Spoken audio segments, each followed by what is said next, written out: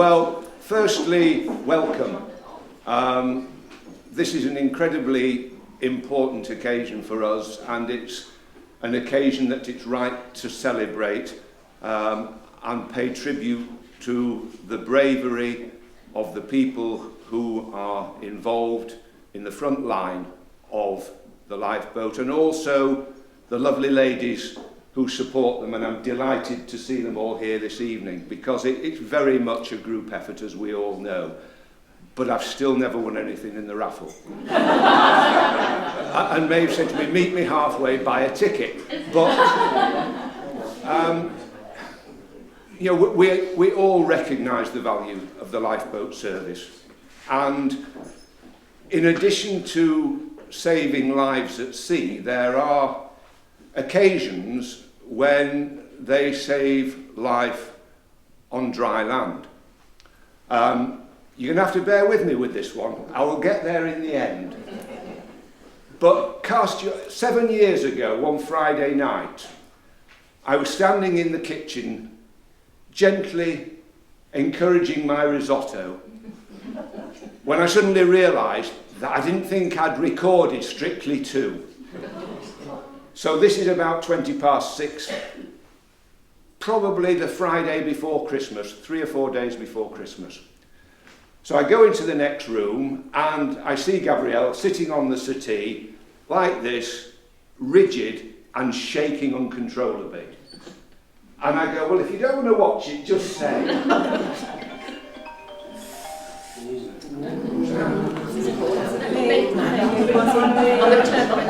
I pretty quickly realised that actually this wasn't her doing her usual tricks, this was something serious.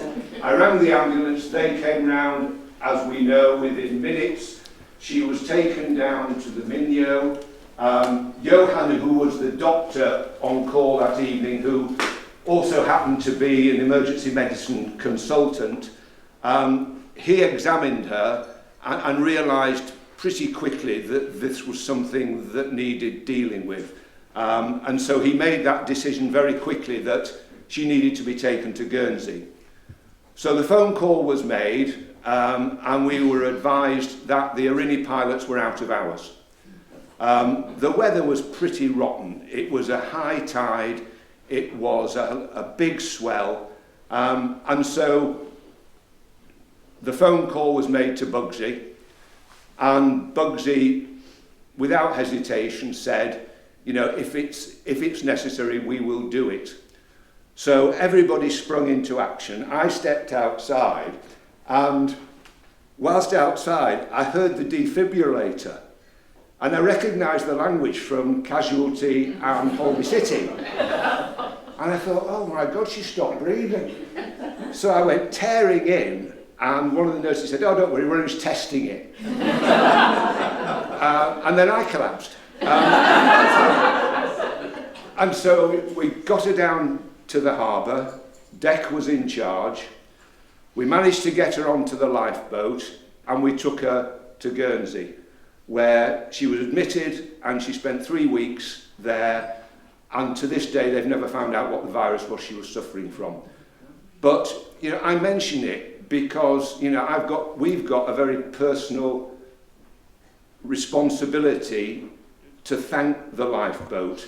I mean, I'm not being melodramatic, but it could conceivably have all ended very, very differently. So, you know, we've always made clear our support for the lifeboat, particularly the cakes. And I think that, you know, those of you who know me well know that I bang on all the time about community. But it is the thing that holds us all together. And it's the thing that makes living here, despite all the challenges we have, it is still a joy, it is still a privilege, and you know, we celebrate that as often as possible. And this is just one of those occasions. And I know we've got members, permanent members of the RNLI here this evening, and it's a welcome to them, but I would like them to take back with them, if they will, the fact that we as a community and these incredibly brave men and women provide a service to us and to other sailors, and we can all sleep easy in our beds. and that matters. So in those circumstances, I'm absolutely delighted to see the ladies here, because, you know, they do their car boot sales, they make the cakes, they support the crew. So it really is an effort that they can all be proud of, and we are certainly very proud of them. So thank you very much indeed to all of you, and I'm now going to invite His Excellency to say a few words.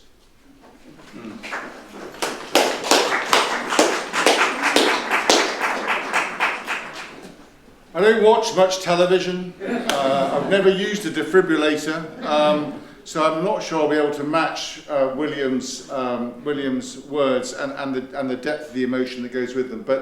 But something that is very important to me is the RNLI, and I'm delighted to be here this evening to join in your celebration of the RNLI's 200th anniversary, and also I think the 40th anniversary, if I'm right, of the re-establishment of the service here in Alderney. It's as personal to me for a variety of reasons. I grew up next to the sea. I live on an island, as we all do. Lifeboats aren't something that you see on television. They are part of our lives. It's always been there, it feels like, and hopefully it always will be. Here in Alderney, that always will be, is reflected, I think, in the name of the lifeboat here. The Roy Barker is named after a man who was extraordinarily generous to the RNLI, and the investment by the RNLI in the Bailiwick continues. And we've just seen a few months ago that Harold Hobbs commissioned in Guernsey to reinforce the service there. So this is absolutely a living thing. It's also personal to me because my grandfather died at sea in 1953 on the Princess Victoria, despite the best efforts of a number of lifeboats at the time to save people from that ship. And the deaths were in no way attributable to any particular person or event, but it was just another part of the building bricks of my life to reinforce why this service is so important. And as William said, thirdly, particularly I think in Alderney, this is about the community. When this service was re-established 40 years ago, it deliberately excluded fishermen because they had to go out and work on the sea, and the service was provided by people from the community. And that remains essentially the same today here and in Guernsey, and indeed for the service more broadly. It is about people putting themselves out to save and help other people. So, 200 magnificent years, hopefully many, many more to come. I agree with William that the merchandising is one of the most aggressive operations I've seen in the Bailiwick. I should also say that my RNLI stocks have just died after 2 years. So if you move quickly, ladies, there's a man going shopping in the morning. Many, many congratulations to all of you who do so much to support this essential service. And my thanks and gratitude to those who actually go out and do it. Have a lovely evening. And here's to the RNLI.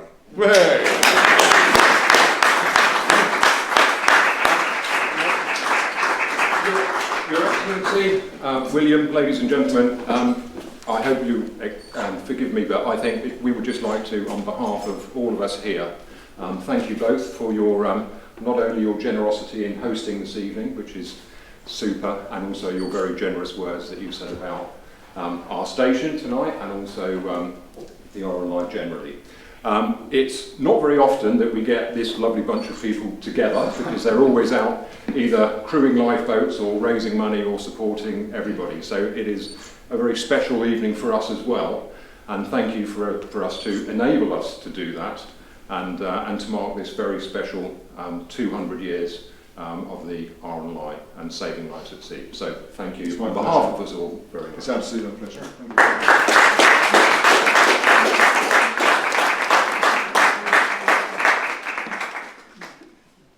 Ones have to be at the back. It could be over there. No, or the front. No, you know, what's us on the steps?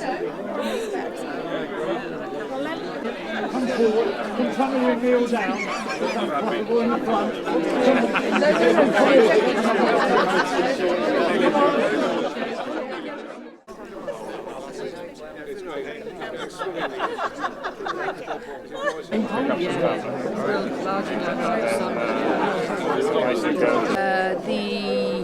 No, just wear something branded. Yeah, Just okay. something branded. Yeah, I've got to Would be great. Didn't get the message, so she turned up for work at 9 o'clock and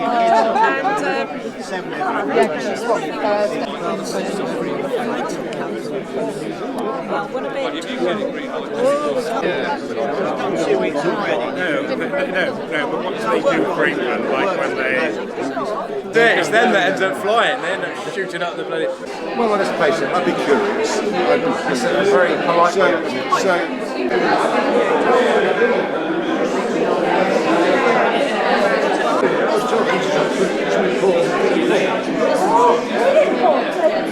More important than you will ever know. welcome back.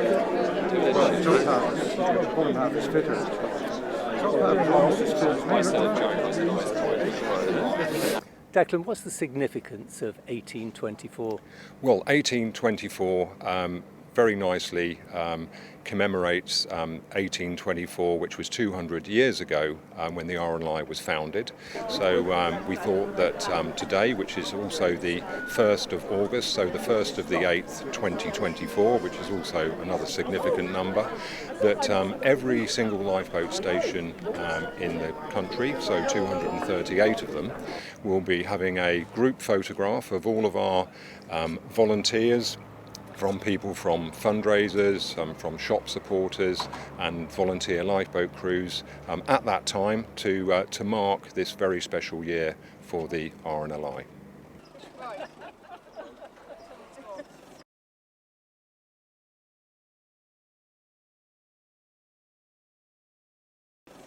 Two pieces of good news.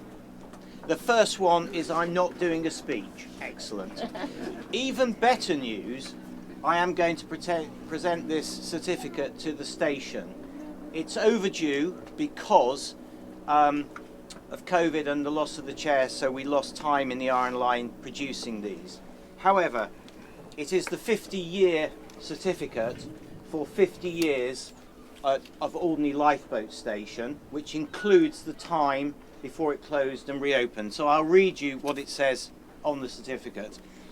At a meeting of the trustees of the Royal National Lifeboat Institution held on the 6th day of July 2023, the following note was ordered to be recorded on the books of the institution: that the Royal National Lifeboat Institution gratefully recognises 50 years of service of Alderney Lifeboat Station from 1869 to 2018. I'll do the maths for you later.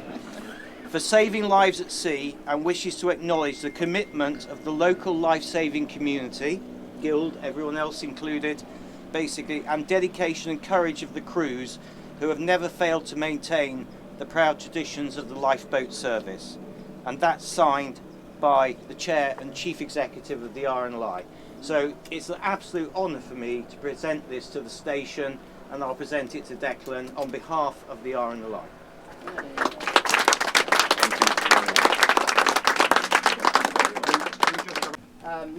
And we could perhaps put it up here tonight. So there you go. Thank you very much.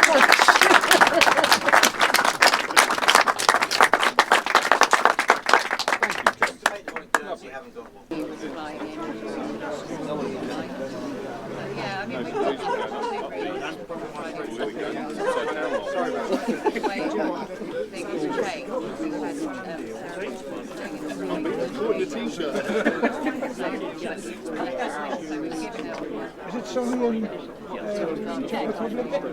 No, it's kind of similar like here, just I would say more intense, like.